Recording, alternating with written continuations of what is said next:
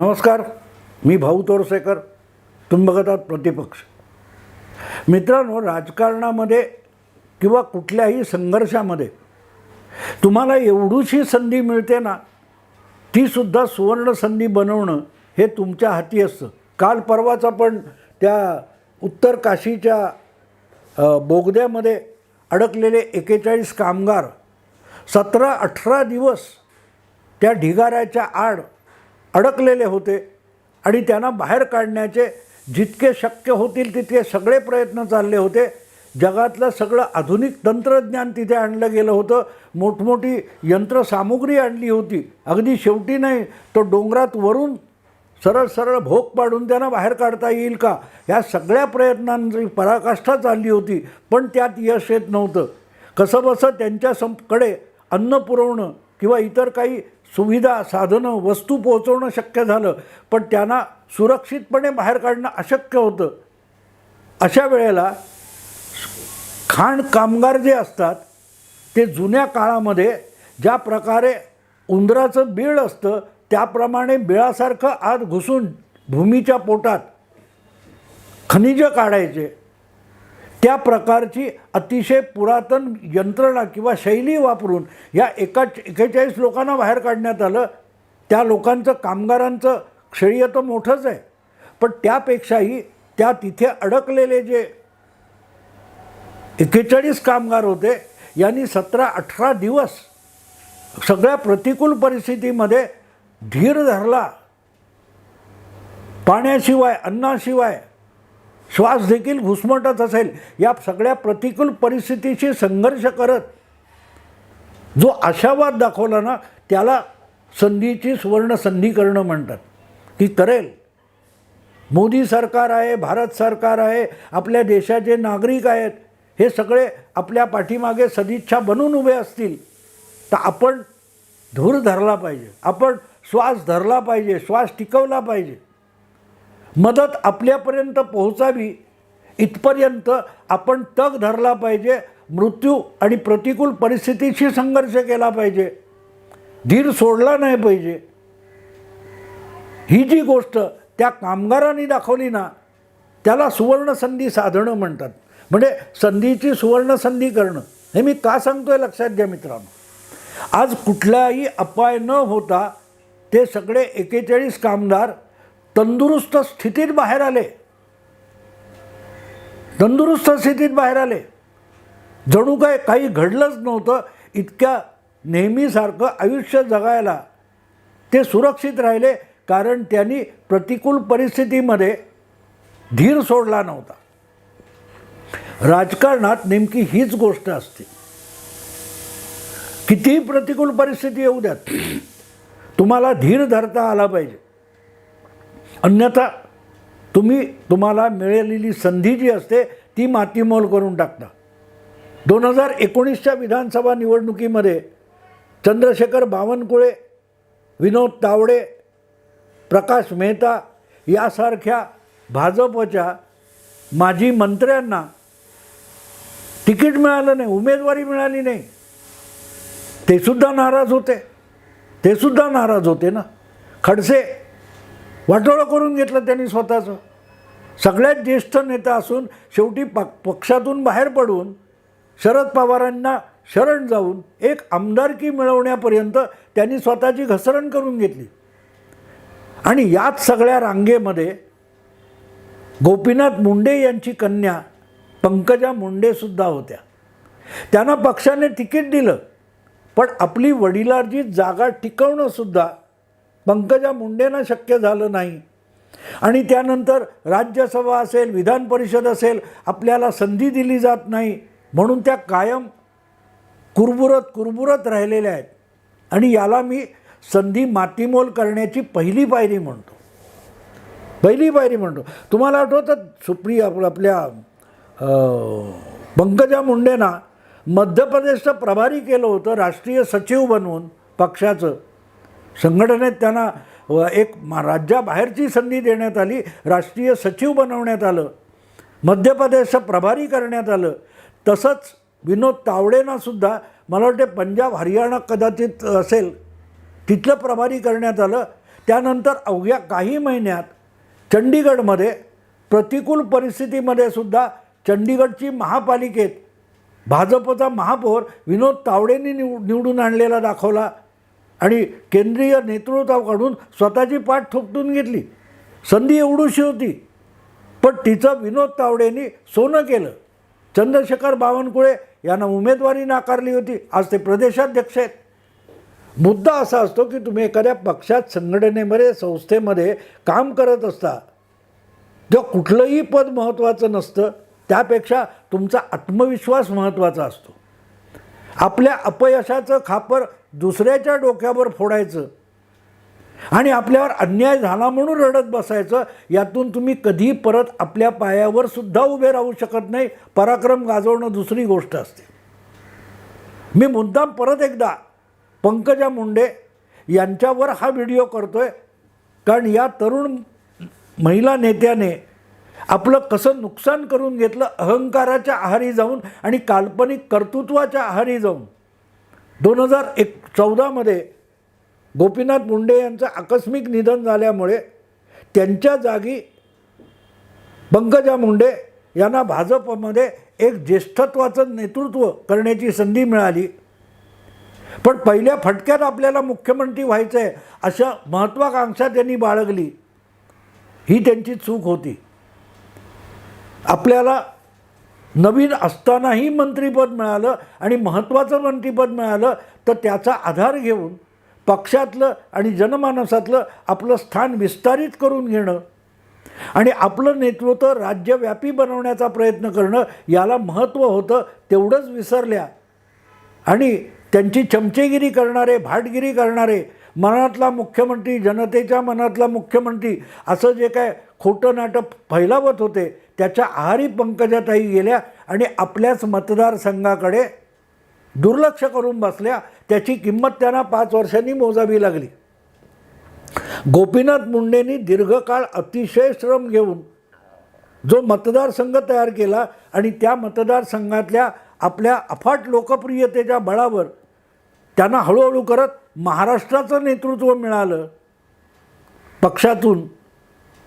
त्यातून पंकजा मुंडे काहीच शिकल्या नाहीत आणि म्हणून मग राजकारणात जी संधी असते तिचा उपयोग कसा करून घ्यायचा याचं भान पंकजाताईंना कधीही आलं नाही.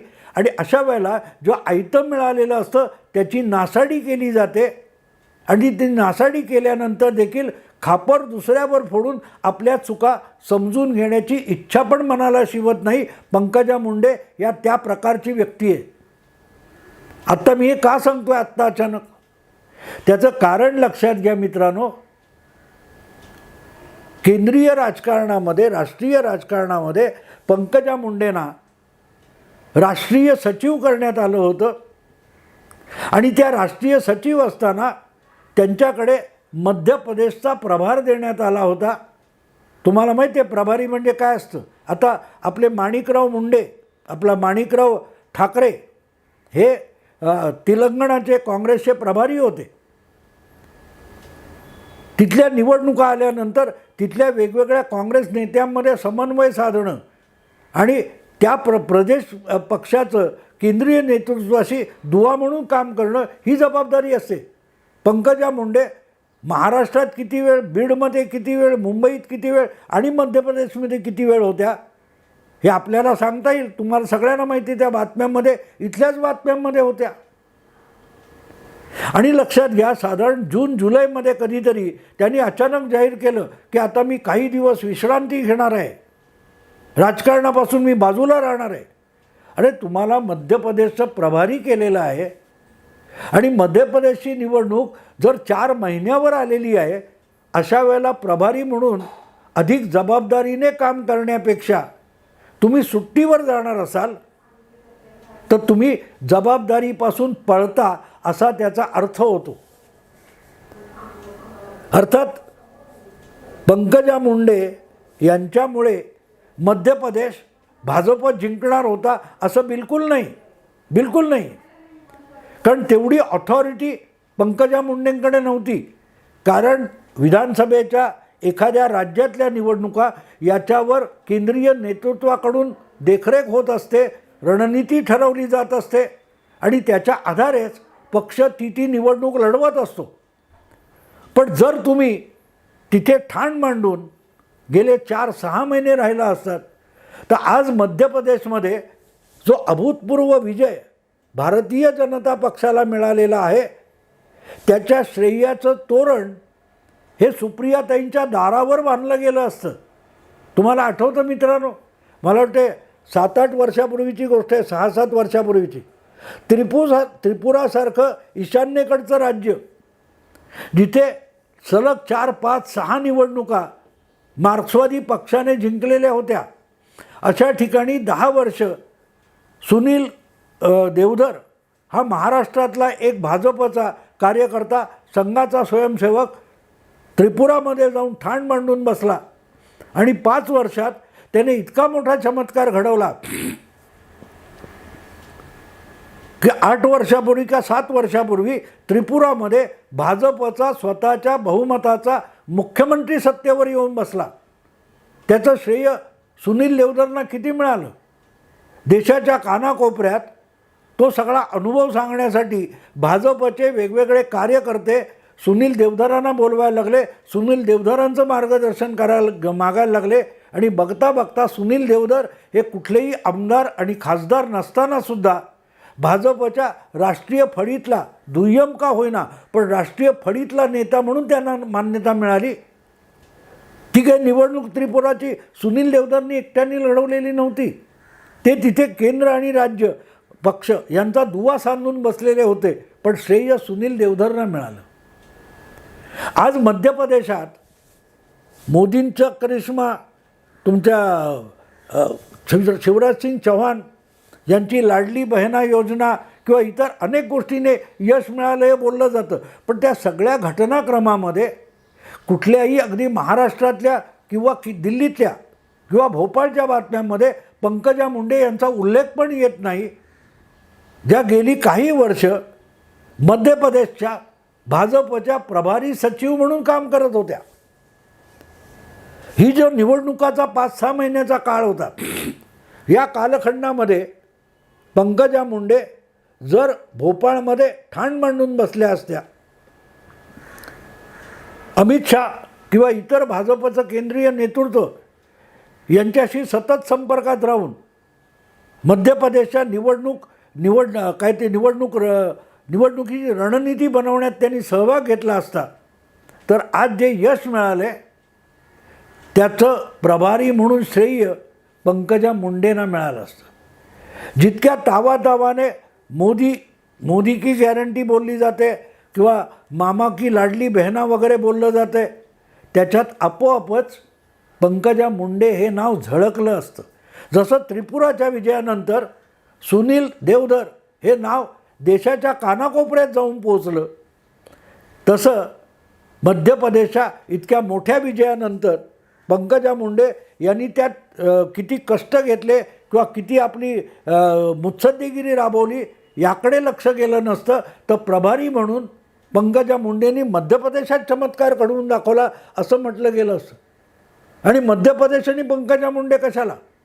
तुम्हाला आठवत असेल तर अवघ्या 1.5-2 वर्षापूर्वी ज्या 5 निवडणुका झाल्या विधानसभांच्या, मला वाटते उत्तर प्रदेश, त्याच्यानंतर पंजाब वगैरे काहीतरी, मला आता नेमकी राज्य, पण त्यामध्ये गोवा या राज्याचा समावेश होता. गोव्याचे प्रभारी म्हणून देवेंद्र फडणवीस काम करत होते आणि इतक्या प्रतिकूल परिस्थितीमध्ये म्हणजे गोव्याचा दांडगा नेता पर्रीकर दिवंगत झाले होते, त्यांचा मुलगा रुसून बसलेला होता. या सगळ्यातून वाट काढत देवेंद्र फडणवीसांनी गोव्याची निवडणूक एक हाती हाताळली आणि भाजपला अगदी बेधडक निर्विवाद बहुमताने निवडून आणलं. त्यामुळे परत एकदा प्रमोद सावंतच गोव्याचे मुख्यमंत्री झाले. त्यांच्याच कामाला प्रतिसाद मिळाला. पण कौतुक कोणाचं झालं?